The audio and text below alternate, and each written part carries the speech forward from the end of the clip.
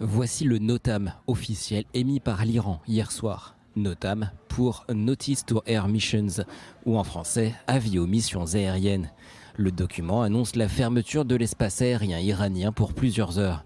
Immédiatement, les derniers avions civils quittent le ciel iranien, laissant penser une attaque américaine imminente. Mais il n'en est rien. Quelques heures plus tard, l'espace aérien iranien rouvre et les avions reviennent.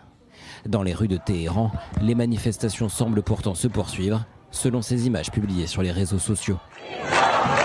Au petit matin tout à l'heure, la vie semble avoir repris son cours. Mais non loin de là, le régime orchestre des processions funéraires retransmises sur les chaînes de propagande du régime.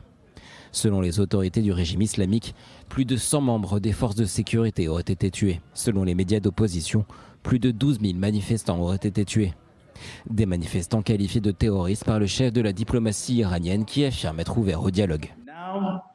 L'Iran a prouvé qu'il était prêt à négocier, à dialoguer. Nous l'avons démontré à maintes reprises au cours des 20 dernières années, en 2015, en 2025 et à chaque fois.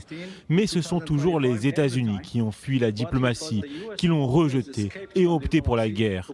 Mon message est clair, entre la guerre et la diplomatie est préférable, même si nous n'avons aucune expérience positive en la matière avec les États-Unis.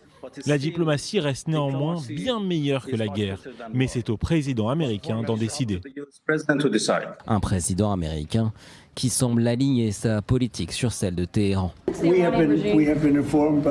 Nous avons été informés par des sources très importantes. De l'autre côté, elles ont affirmé que les massacres ont cessé et qu'il n'y aura pas d'exécution.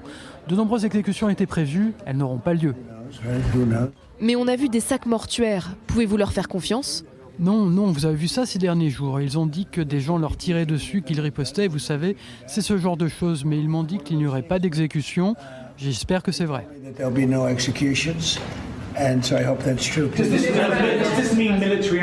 Cela signifie que toute action militaire est désormais exclue ?